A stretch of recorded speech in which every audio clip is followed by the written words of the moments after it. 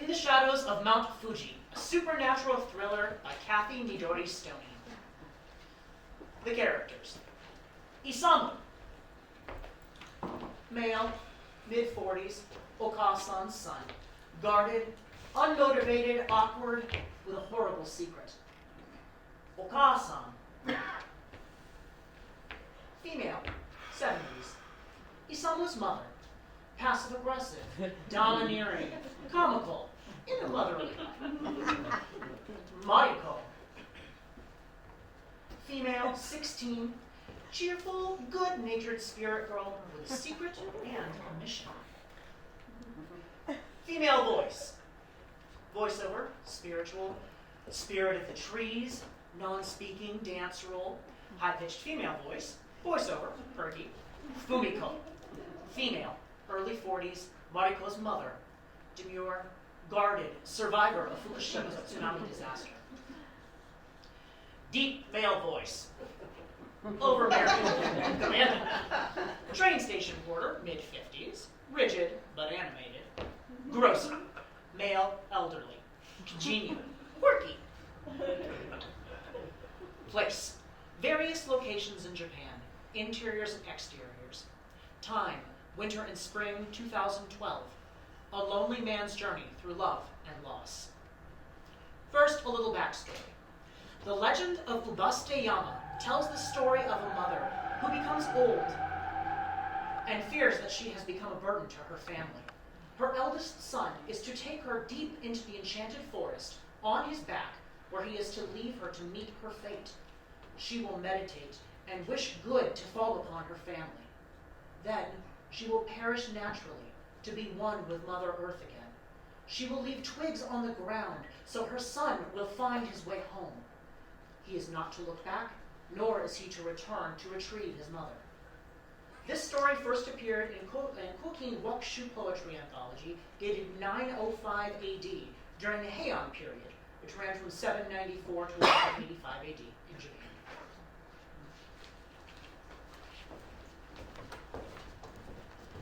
Act 1, Scene 1. Late afternoon. A snowy, wintry day, February 14th, 2012. Lights up on traditional, small, modest Japanese living room in outskirts of Nagoya, Japan. Isamu sits on floor at table, covered by quilted black blanket, writing in a notebook and sipping tea. In the corner of the room are stacks of paperback books. Okasan enters, unwrapping herself with scarf, gloves, cap, and a heavy jacket. She carries a shopping bag. What took you so long, Mom? Isamu quickly closes his notebook and shoves it under the quilt.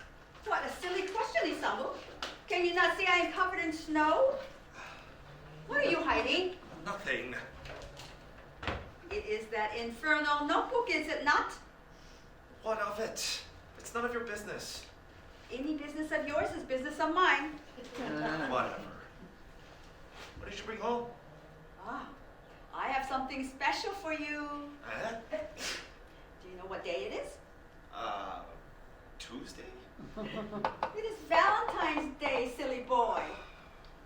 Yeah, so? Do you know in other parts of the world, chocolates are exchanged as a gesture of love? Okay, so? Guess who loves you? Okasan pulls a beautifully wrapped box of chocolates out of bag. Happy Valentine's Day, son. Okasan bows deeply. She presents the gifts to Isamu. Mom, you don't give Kiri Choco to your son. It's for older men. And what man do you know is older than I am? They're either dead or have no teeth left to eat chocolates. Oh, Baka, don't be so stupid. You wasted good money to buy me a fancy box of chocolates. Oh, you ungrateful son. Can a mother express her love to her only child? Mottainai, a waste of money. And stop calling me a child. Well, do grown men leave comic books lying all over the house?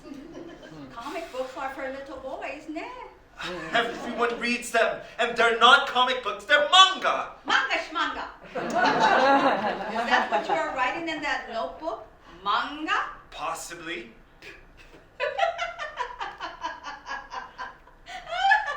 And what could you possibly be writing about? Well, none of your business.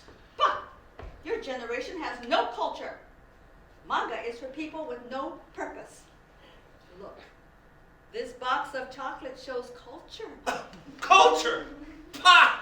A box of chocolates? I'll take it back. Don't change the subject. I'm not changing the subject. Take it back. Now, when you finally find a woman friend to give you Oh. giri choco, I will stop. Now you are changing the subject. Isamu slurps his tea very loudly. See? No manners. Women like men with good manners. Isamu shifts his weight and farts loudly. Oh! Okasan grabs the box of chocolates and hides it in the kitchen upstage. You will never get your hands on these chocolates. Well, suit yourself. I never asked for them anyway. Okasan picks up air freshener and sprays the room while she speaks. You should have seen the women at the department store trying to outdo each other by picking the most expensive box of chocolates. So? How many of them do you think are having an affair with their boss? Oh, who cares? Why do women concern themselves about stuff like that? Oh, I suppose it gives us something to gossip about. What else do we women have to do besides taking care of you men? Oh, got it, Mom. Okasan puts on a traditional apron and pours herself some tea from a kettle in the kitchen upstage. Okasan drinks, makes a face. Ah! What is this? It has no flavor. It's tea. Orange pico. Orange pico? Let me brew you some real tea. Jasmine. Jasmine. And the jasmine tea tastes like perfume. Okasan prepares a fresh kettle. Huh.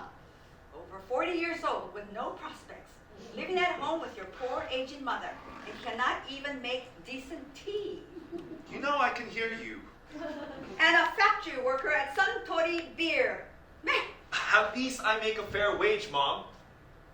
If you had applied yourself in school, you could have been a well-placed salaryman or better, and living in Tokyo. And maybe even meet a nice, sophisticated city girl. At least I take better care of you than Papa did. Do not speak ill of your father. He was a good-for-nothing drunk. Stop it, Isamu. Anyway, I'm not feeling well. You never feel well every time I bring up Papa. I just do not want to talk about your father. Anyway, time passes and old memories die, both good and bad. Whatever, Mom.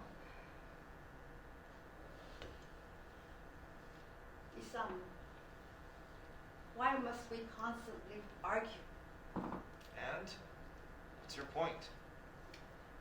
You need to move on with your life. Perhaps move to Tokyo. You have never really seen Tokyo. Well, I like it here in Nagoya. It is time for you to move on, Isamu. Is it because we argue? Yeah, I actually like arguing with you, Mom. You need to move on. Why? It is time. Time for what? I have been waiting too long to die. What? So, you must move on, Isamu. Move to where? Mrs. Yamada-san Kazuo lives in Tokyo. You went to school with him, yeah? Yeah. She will be happy to have you room with her son. You can both save on rent that way. You're trying to get rid of me, aren't you? It is settled. I will call Yamada-san now. Oh, wait a minute. And after that is arranged, you will take me to a very special place. It is called Ubasuteyama. Where the heck is that? It is a special forest at the base of Mount Fuji. Mount Fuji? You want me to take you to Mount Fuji? In this snow? I mean, it's so far away. It is time, Isamu. Time? Would you just please stop talking in riddles, Mom? I have become a burden on you, son, after giving you the best years of my life. Here we go again. The Japanese mother guilt trip. Stop it, Isamu. Now just listen to me. Okasan brings the kettle and a cup to the table. Okasan sits down at a table across from Isamu, groaning as she lowers herself on the floor. My time has come to depart this world. Okasan pours tea in Isamu's cup. Don't be then ridiculous, Mom. Don't be ridiculous, Mom. There's a very old story from around the 10th century, the legend of Ubasteyama. Never heard of it. Isamu sips tea, makes a face. Ugh, perfume. The story is about a mother's ultimate sacrifice for the sake of her children. Come on, Mom. You're only 70 years old. Why do you want to die? Everyone in Japan lives to be over 100. I mean, you most likely will live to be 200. Don't be funny, Isamu. I am serious. I'm sorry. Now listen to me for once. I'm listening. You do not think that I am serious, do you? Well, you can't just say you're going to die and then die. A baka. Just forget about it, Mom. Okay? I tell you what. We will wait until spring arrives. Then I will be able to see the sakura, the cherry blossoms bloom one last time. All right, you win, Mom. I will take you to Mount Fuji after the cherry blossoms. At least the weather will be warmer then. Do you know what makes the cherry blossom so exquisite? It shows how fleeting life can be. One day it blooms, then it is gone. Likewise, once I am gone, then you shall bloom. How will I bloom at this age? It is never too late, Isamu. Never too late. Okasan rises, groaning. She retrieves the box of chocolates from kitchen, upstage. Now, how about some giri choco with my jasmine tea? End of scene. Act 1, Scene 2. Morning. Early April 2012. Lights up on dense, dark forest. Upstage, tightly lined trees allow very little light to come through. Snow on ground. It is still cold. A female voice recites lines from Japanese folktale, The Legend of Ubasteyama. In the depths of the mountains, who was it for the aged mother snapped one twig after another? Heedless of herself, she did so for the sake of her son. Isamu enters with Okasan piggybacking on him, her arms clasped around his neck, stage right. Okasan is wearing a threadbare, traditional indigo-colored kimono.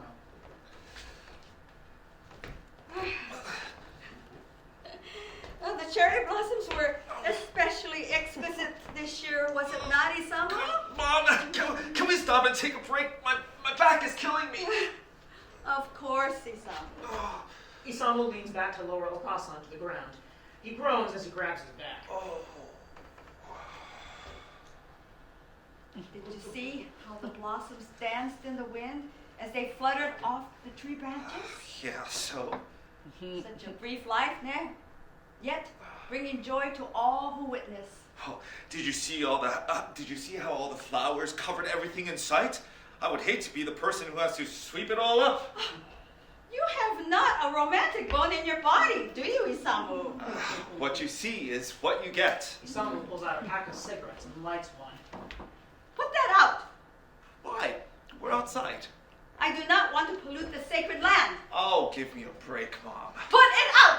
Isamu crushes cigarette against rock. Happy now? I cannot remember if I ever actually saw Mount Fuji. Always enshrouded in the clouds. I have to hand it to you, Mom. You sure have a knack for changing the subject. We still have more than halfway to go. I want to find a nice spot before nightfall. Oh, it's still morning, Mom. Is it?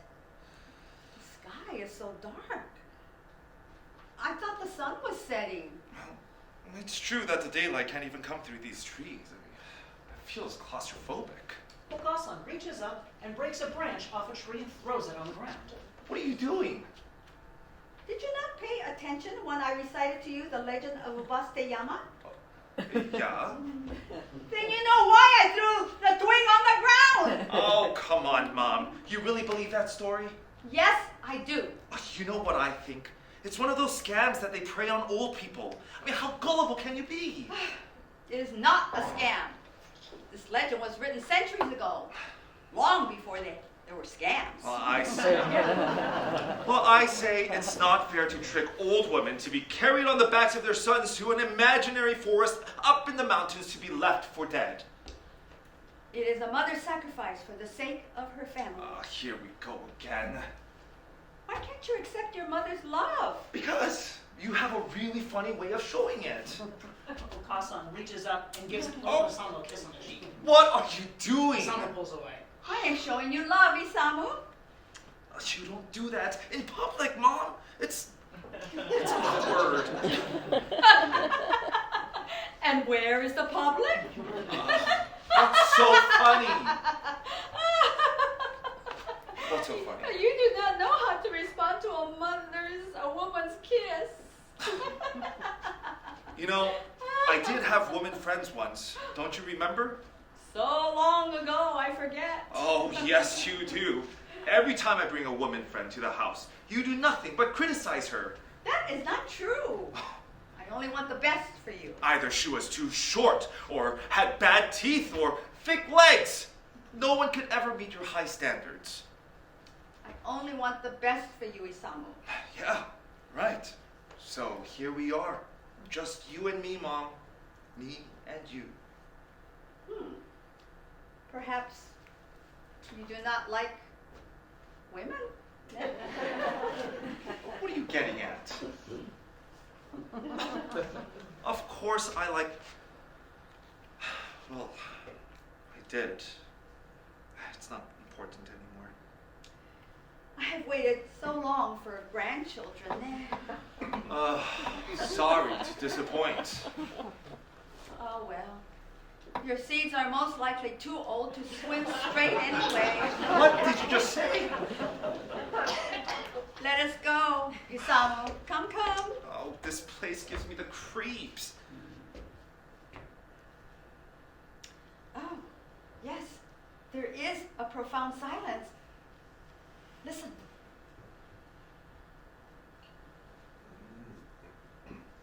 Oh, that's it. I am not leaving you here in this creepy forest to starve to death. Or worse yet, have some animal carry you off for its dinner. No way, it's barbaric. It is honorable. It's murder. No, it is not, Isamu. Why? You will understand soon enough. Okasan points in direction of mountain peak. Come, let's go. What? Hold on. I hear something. Something or someone is nearby. It is the murmur of the trees, the souls of the departed. What? Why? Because the souls of the departed are losing patience for your being indecisive. Now come on. The sound of low, ominous murmurs in the distance. Now look what you did. You angered the departed souls. No, I didn't. I mean, you're the one who's yelling. The murmurs continue louder and faster. What is happening? Murmurs come to a crescendo. Murmurs stop. Disconcerting silence. Spirit of the trees enters from between the trees upstage. No like mask for face, all in white with streaming long white hair. The spirit dances around Okasan and Isamu, throwing snowflakes.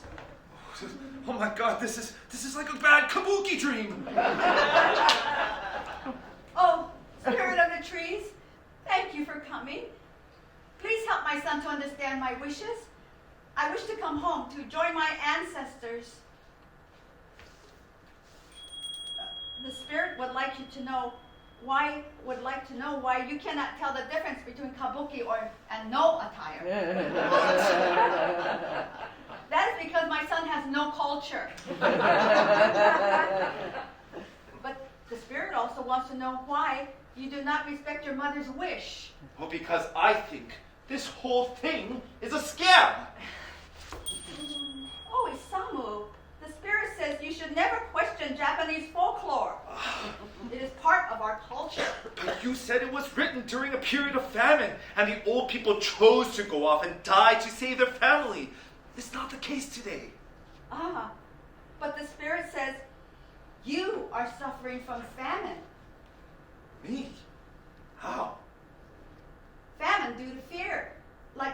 Fukushima Daiichi disaster last year. It eats at your very soul. Wait a minute. How does the spirit know about the Fukushima disaster? Oh, I added that. This is bullshit, Mom! The spirit asked if you would rather put your mother in a nursing home to wilt away like a rotten cabbage. Well, no, but... Then release me to my fate, Isamu.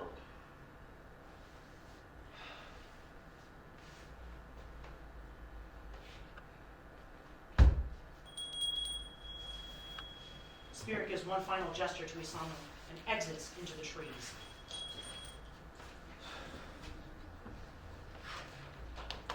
Okay, son. This is the last time I'm going to plead with you. Let's go! Okasan shuffles in the direction of the mountain. Mom, I've been wanting to tell you something.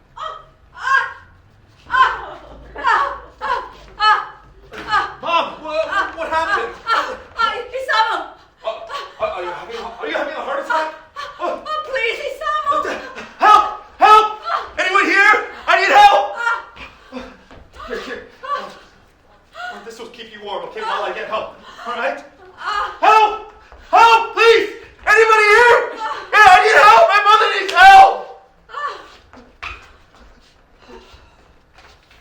Help! Help! Anybody? Can anybody help me? Where's that damn spirit of the trees when you need her?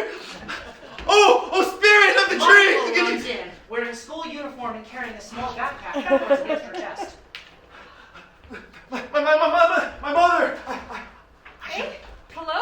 Something wrong? I heard screaming. Yes. My mother, she needs help. Please, I think she's having a heart attack. Are you sure? Isamu turns to see Okasan sitting up looking at Mariko. So, who is this young lady? Oh, you're okay? Oh, I thought it was my heart, but it was just gas. You scared the shit out of me, Mom. Isamu, we mustn't disturb the spirit of the tree. Oh, the hell with the spirit of the trees. Sumimasen, excuse me, but did you say spirit of the trees? Yes, young lady. Yes, I did. Have you heard of Upasteyama? I think I saw a movie about it once. Why do you ask? That is why I'm here. Like the legend says, to be abandoned by my eldest son. I haven't abandoned you yet, Mom. I am sorry to say, but do you know you were at the wrong mountain? Upasteyama is not at Mount Fuji. It is a little further north of here. This is Aokigahara, the Sea of Trees. End of scene.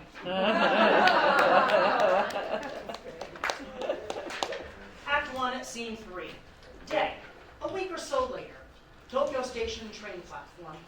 Isamu is sitting on a train station bench, tapping on his cell phone. A large backpack sits on the floor at his feet.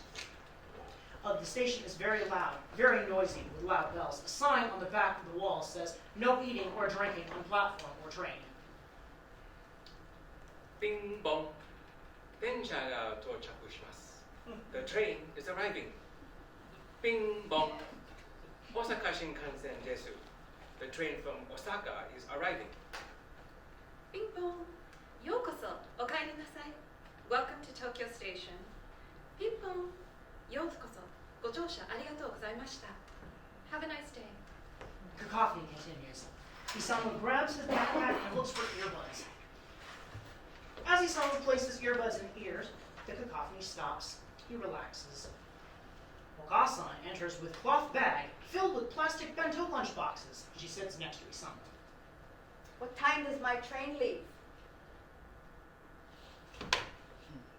What time does my train leave? Don't have to shout. I can hear you.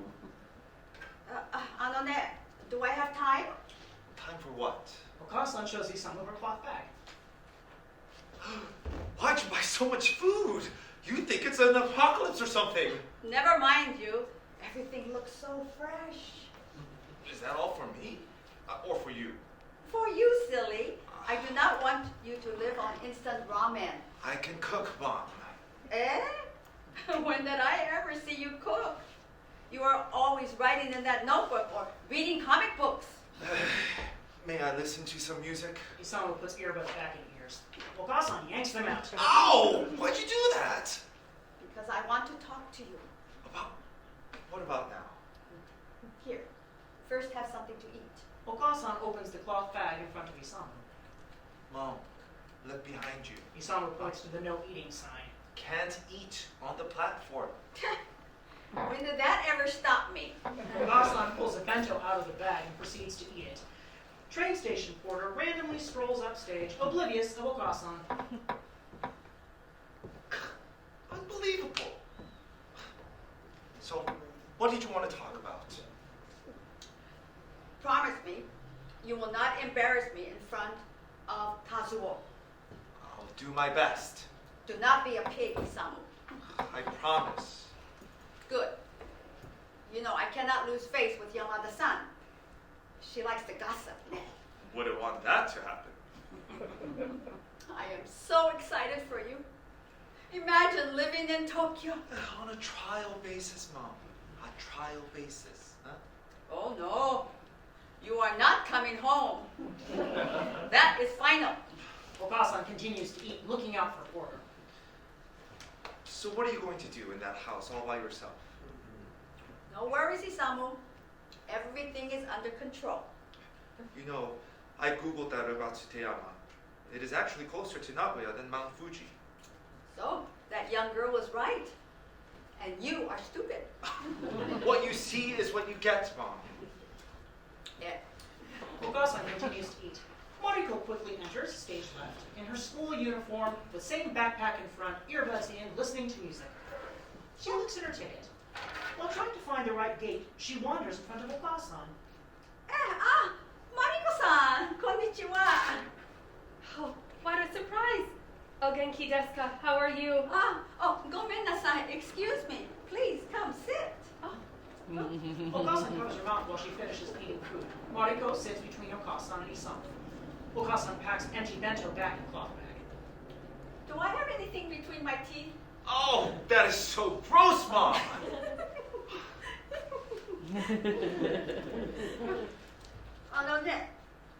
We were just talking about you. Is everything okay? Oh yes, Isamu is moving to Tokyo. Oh, how nice! Where? Shibuya district. You know where that is where the famous intersection is. A famous intersection? Yes, the Shibuya crossing. That is where everyone crosses from all sides at the same time. It is a popular place to take selfies. What an interesting girl you are. Do you live in Tokyo? Well, no. Okasan notes Mariko's schoolgirl outfit. Why are you not in school? I am excused today. I have a doctor's appointment. Where is your mother? Should she not be with you? I know where to go. I find that odd. Is that not odd, Isamu? Yes, it's odd. Do you have a brother, Mariko-san? Why, yes, I do. I hope he does not grow up to be like Isamu. She doesn't need to answer that. Well, you know, all he does is read comic books. Manga, Mom, manga! Oh, whatever. A waste of a good life, I say. Bing bong. Denja no hasha. The train is departing. Bing bong. Nagoya Shinkansen desu. The train to Nagoya is departing. Mom, that's your train.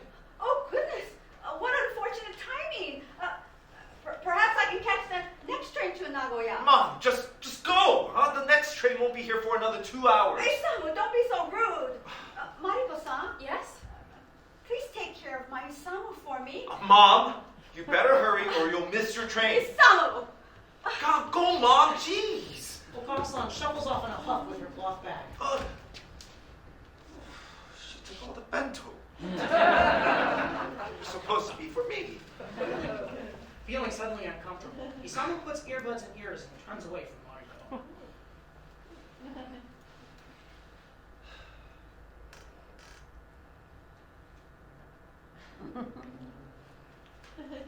I like your mother. You do? She is spunky. Spunky.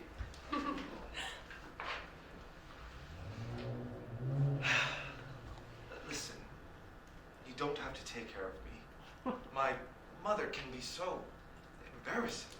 I understand. I don't believe you have a doctor appointment. How did you know? What are you really doing here? I'm playing hooky. Hooky, huh? Back in my time, my father would kill me if I was playing hooky. Really? You don't talk much to people, do you? No. Isamu studies Mariko for a moment, then looks through his backpack and pulls out a beat-up box of chocolates. Want some fancy chocolates?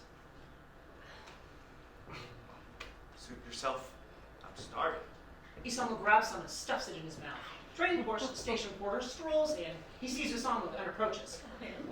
Sumimasen. Excuse me, sir.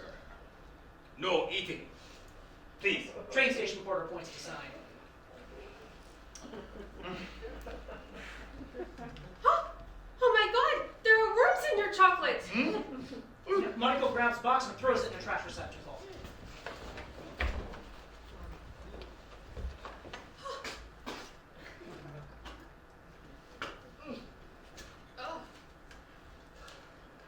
I apologize, sir. This won't happen again. Gomen nasai. Train station porter nods in agreement, lingers watching Isamu, and then exits. Isamu gets up and throws the mush in his hand into trash receptacle. Looks into receptacle. You threw my chocolates away. It was infested with worms. I did you a favor. How old were those chocolates? Old enough to be my mother. Pardon me? What did I just say? Your mother gave you that box of chocolates, didn't she? How do you know that? It is quite obvious. Wow. That was really insulting. Insulting? Yeah, you needn't make fun of me just because I'm old enough to be your father and still getting chocolates from my mother. Oh, no. I meant to say it is quite obvious your mother loves you very much. You know, she wanted to die up there at Mount Fuji. But she didn't. Well, I thought the whole idea was stupid anyway. She wanted to go to Ubatsu-Teyama, didn't she? Yeah. During the remainder of the scene, train station porter appears occasionally, walking back and forth upstage. Say, what were you doing at Mount Fuji? Honestly? Yeah. Playing hooky. No, really. What were you doing there? Mariko studies her hands. I look for dead people. I'm sorry, you what? You will think I am a weirdo. I like to draw the human anatomy.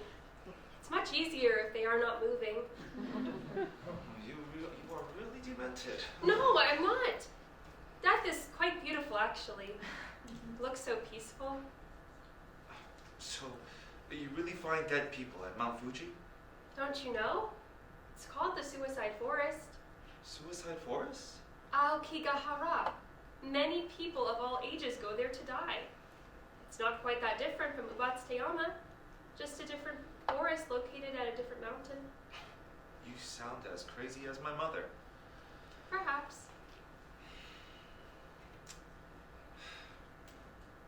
I guess you can say we're both weirdos. Why would you say that?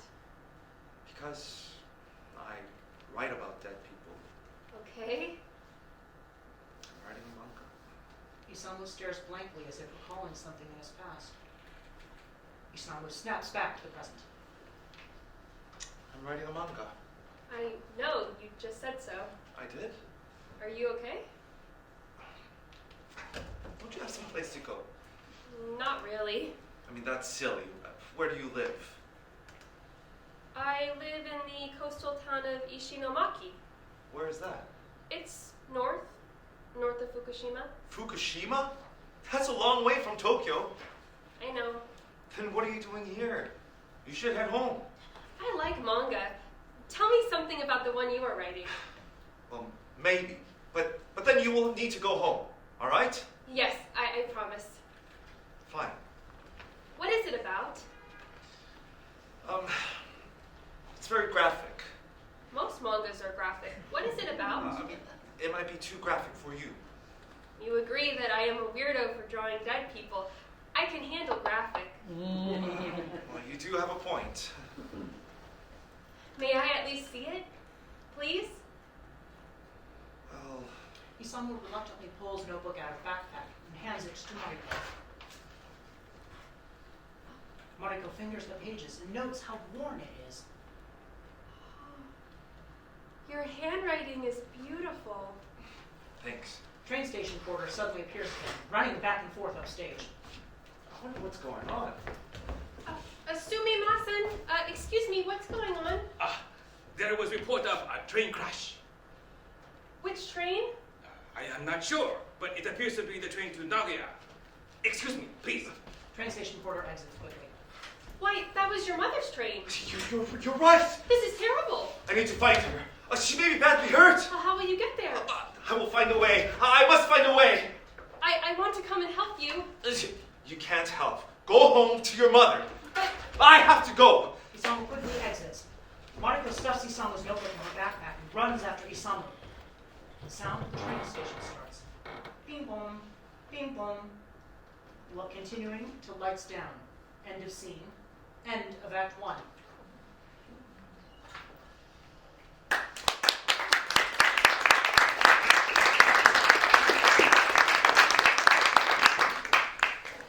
Act 2, Scene 1. Same day, later that evening. Isamu's house in outskirts of Nagoya, Japan. Isamu and Mariko are sitting on floor across the table from each other. Isamu's head is bowed, and Mariko is staring at him. I'm sorry. sorry? Sorry for what? For allowing you to come on this goose chase for my mother. It's no problem. Yes, it is. It's nightfall and you're here with me when you should be home with your family. I have no place to go. What do you mean you have no place to go? I haven't been totally honest with you, Isamu-san. Now you tell me. So, what's up? I'm not sure I have a house to go back to. It may have been washed away in the tsunami. You mean the Fukushima tsunami? That was a year ago. We have been staying with relatives just outside of Tokyo proper ever since the tsunami. Here. Take this money and catch a train back to your homes, wherever that may be.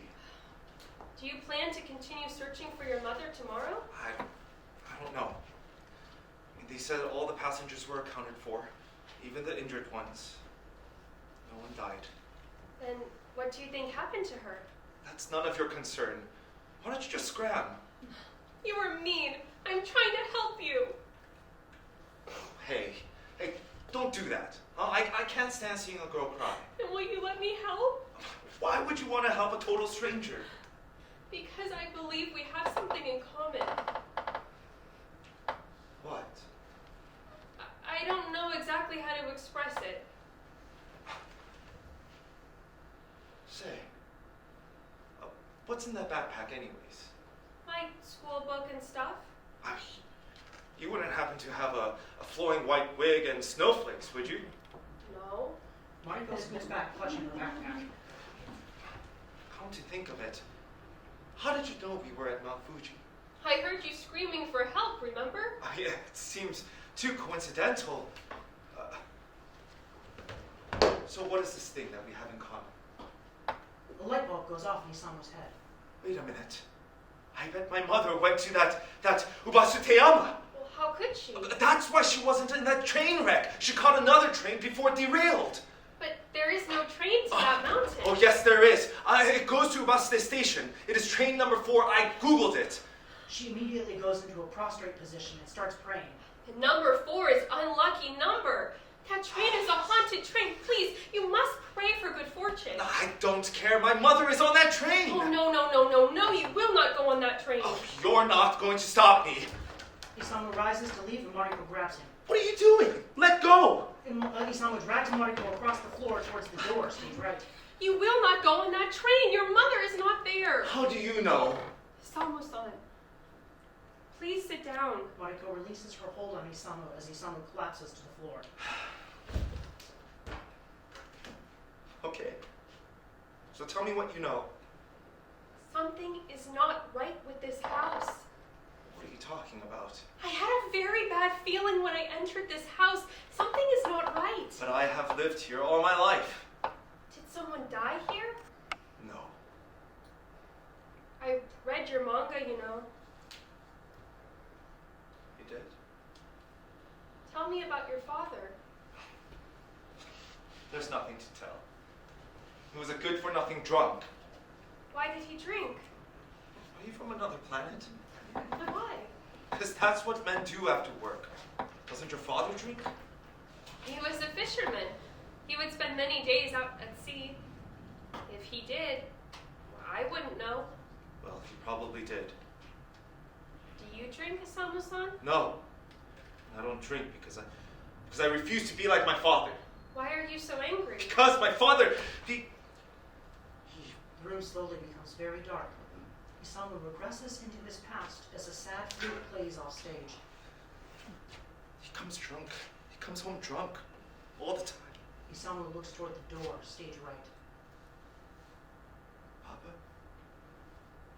Why do you have to drink all the time? Papa? Where are you? I can smell you. You're drunk again, aren't you? Don't come any closer! Stay away from me! Stay away from Mom! Mom, go into the other room. I'll protect you. Isamu turns around and gets into a defensive pose, imaginary knife in hand. If you come any closer, Papa, I'll slice you open like a fucking samurai! Ah! Isamu-san! Mom, shut up! Shut up! Don't make Papa angry again! Isamu-san! Shut up! Shut up! Shut up! I missed my mother too. What? Isamu snaps back to the present, lights up. I miss my mother too. I haven't seen her since the tsunami. This is what we have in common.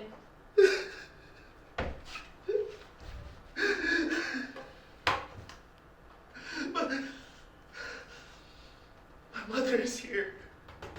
I know she is. Why, just the other day we saw the cherry blossoms. Your mother is not here, Isamu-san. You can't tell me where she is or isn't. What do you know? Your father hit your mother, didn't he? He's drunk. He gets mean. And when he's mean, he hits. Did he hit you too? Yes. One day, I come home late from work. The one day, I go out for a beer with some coworkers. The one day, I have a beer with my coworkers. You know I work at Suntory Beer. Yes?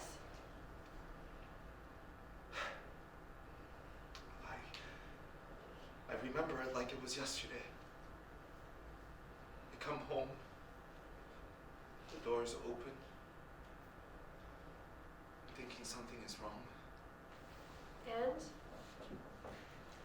I walk in. Everything's so quiet. Too quiet. That I smell that stinking alcohol. Isamu whacks himself in the head. Mariko grabs his arms to make him stop. I never drink again! Never, ever again!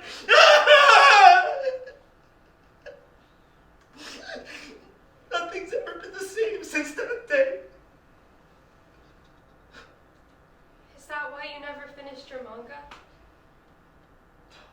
No. That's not why. Then why? Please, may I have my notebook? It's all I have left. Isamu-san, What? I want to take you back to Mount Fuji, to Aokigahara, the Sea of Trees. End of scene. Act 2, Scene 2. The next morning.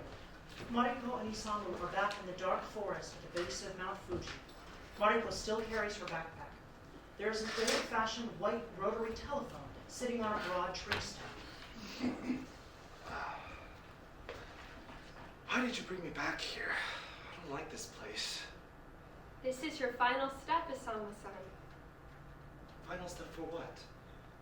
I think you know. No, I don't. You need to let go of this shame you have been carrying with you for so many years. See that telephone? Yeah? What is it doing in the middle of the forest? It is a very special telephone. It is known as the Shisha-e no Danwa, the phone to the departed. Why? You will see. Mariko crosses to the phone and picks up the receiver. Moshi Moshi, hello? Yes! Hiroshi! It's Mariko! How are you? Do you miss me? How is Papa? Tell Papa I will be home soon. Yes, I can finally be with you. My conscience is now clear. Yes. I can't wait to see you too, Hiroshi. I miss you and Papa so much. Bye-bye. Mariko hangs up. Now it is your turn. I mean, who are you just talking to? My little brother, Hiroshi. I mean, but how? The cord isn't even plugged into anything. That is why it is a special telephone. But where is your brother? My dear brother, he succumbed to the ocean surge from the tsunami north of Fukushima last year. I was just telling him I will be joining him soon. Please, now it is your turn, Isamu-san. Wait. Your brother drowned in the tsunami? Yes, and I was unable to save him. It was my fault. If we had not stopped at the sweet shop, Mariko feels a lump in her throat. we would have been in a safe place. But you were with him. Then how? Isamu-san, I do not expect you to understand right now. Yes, I was with Hiroshi, and yes, I was washed away too. You see, I haven't stopped blaming myself for what happened to Hiroshi. Because of that, I have not been able to rest properly. So I have been stuck in the in-between. You know, the void between life and death. So you are... Shh. I do not expect you to understand now. What about your mother? Did she survive? That I do not know. If she is still alive, she would be somewhere in my hometown, Ishinomaki. Ishinomaki. But I am almost certain our home was washed out to sea. Mariko pulls Isamu's notebook out from her backpack and hands it to him. Please, promise me you will destroy this notebook. Can you do that for me? But that's my life. That's all I have. No. That was your life, Isamu-san, not anymore. But... I insist. You must destroy your manga to free yourself from your own guilt. But... Remember what your mother said? It is never too late to bloom. Now, it is your turn on the phone. How do you know my mother said that? Isamu reluctantly looks at the phone. Mariko recedes into the trees. You really are a strange girl. Isamu looks around, but Mariko is gone. Her backpack sits on the ground near the trees. Isamu gingerly picks it up.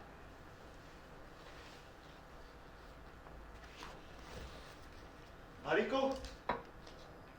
Where are you? Isamu looks inside the soiled backpack. He pulls out a book, gym clothes, a moldy sweet rice ball in a baggie. They smell rank, fishy, like the ocean.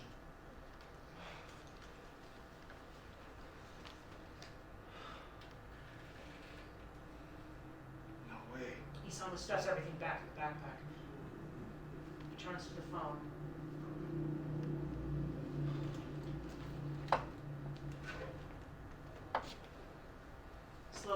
up the receiver and puts it to his ear.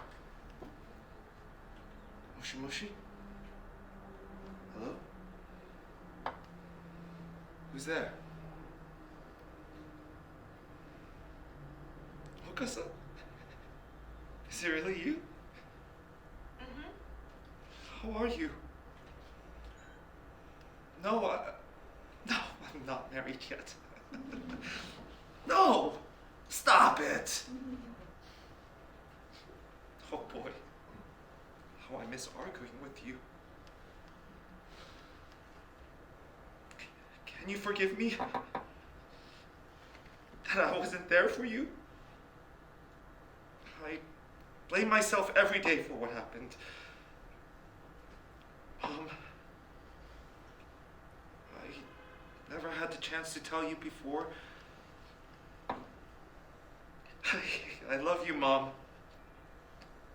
I love you and I miss you. And I wish I had the power to woo you back. Oh. Okay. I will. Bye-bye. Isamu carefully puts the receiver down. Lights down. End of scene. Act 2, Scene 3. A month or so later, May or June, days run. The seaside town of Ishinomaki, north of Fukushima. The town is desolate. Isamu wanders into a local grocery store, carrying his backpack and Mariko's soiled backpack. The store has only boxed or canned items on shelves, no fresh produce or fresh fish. An elderly grocer greets him. Irashaimase! Welcome, stranger! Konnichiwa. Good afternoon. Isamu looks around at the near empty shelves. Hi. Yes, I know. No fresh fruits or vegetables. No fresh fish either. Was everything still radioactive? Not sure, Nick. But better to be safe than sorry, Nick. Grocer studies Isamu. You are not from here, Nick. No, I'm from Nagoya.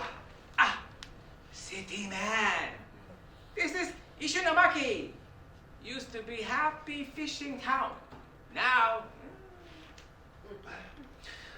Do you have something to drink? I have been traveling for days. of course, stranger. Bottled water or beer. Water, please.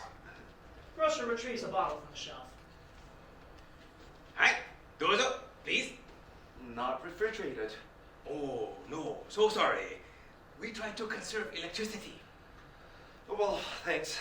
How much do I owe you? 500 yen.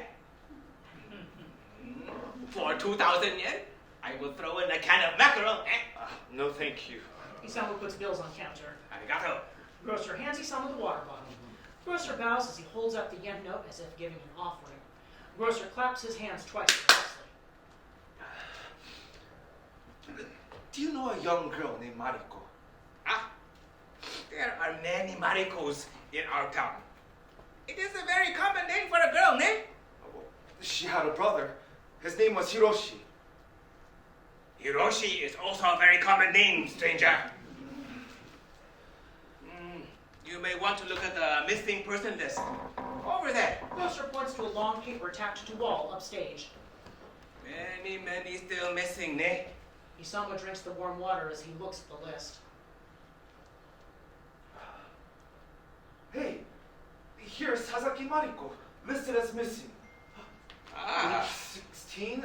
That sounds about right. Grocer looks out window, stage right. the gods must be looking down on you, stranger. Mrs. Sasaki is coming. Grocer claps his hands twice. The door opens as Fumiko enters, holding a cloth bag for shopping. Konnichiwa. Irashaimase, Fumiko-san. How are the eggs today? Getting better. Radiation level almost down to 0, ne? Oh, that's wonderful to hear. Excuse me. Do you have a daughter by the name of Mariko? What was that? Ah, Fumiko-san, this stranger has been talking about Mariko. Fumiko sees the backpack in Isamu's hand. She goes limp. The grocer barely manages to catch it.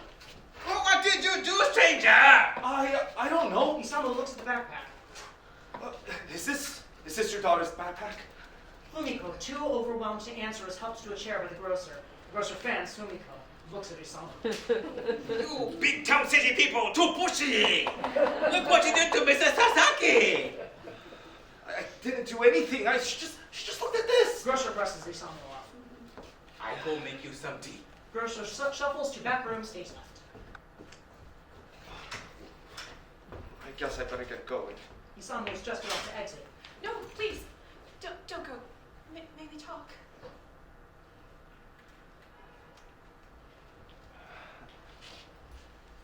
So, this is your daughter's backpack? Yes. I thought so. You went white when you looked at it. She drew a Hello Kitty on the back of her bag. Yeah, is that what it is, huh? It's all smudged up. Where did you find it? Mariko left it to me. So is Mariko alive? Well, yes. And no. May I? Isamu hands the backpack to Fumiko. Fumiko pulls a bag of moldy sweet rice balls out.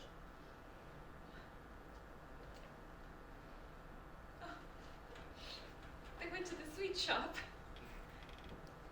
Mariko loved going to the sweet shop after school. Mrs. Sasaki, do you believe in spirits?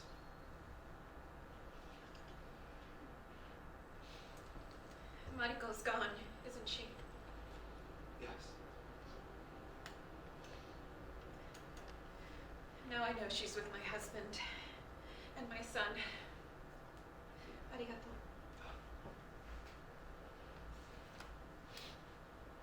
She was such a happy girl. So much promise. How did she look? Oh, she looked normal. Not like a ghost or spirit or anything like that. Is that old man making jasmine tea? Jasmine tea? I don't believe so. You know, Mariko looks a lot like you. Fumiko blushes. I'm so sorry to disappoint. Oh, what are you talking about? She was a cute kid. Isamu feels his face getting red. I mean, well, you know what I mean. Grocer enters with a teapot, cups on tray. He's aware of the flushed faces. Ah, you are looking much better, Fumiko-san. Yes, thank you. I thought you'd still be here, stranger. So I bring extra cup. Thanks. Grocer serves tea, then sits. This is not jasmine tea. Jasmine tea? No. This green tea. I swore I caught a whiff of... Mom?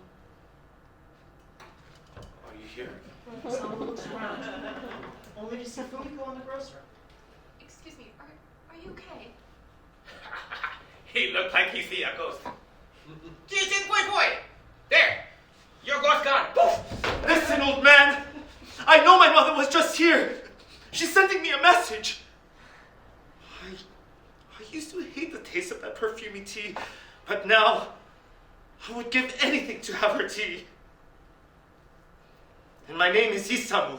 Isamu from Nagoya. My mother died a long time ago, and I'm to blame for her death.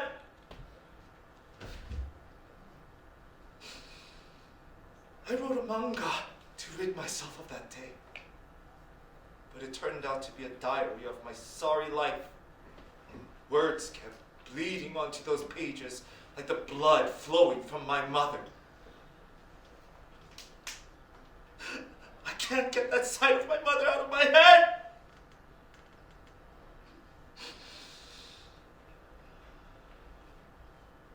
The more I wrote, the uglier it got. Then I could not finish my story. Why can't we finish? Then a pretty little angel named Mariko appeared, like a vision. She told me, Isamu, you must destroy this manga, and when you do, you will bloom. So I did. And I burned down my house too. No one will ever know. No one will ever find out. Isamu picks up his backpack, reaches into his pocket, and throws a yen note on the tray. Here, look, man. Thanks for the tea. Isamu, where are you going? I'm going to hunt down my fucking father. He's got to be out there somewhere. I am sorry for what happened to your family. Isamu exits, slamming the door.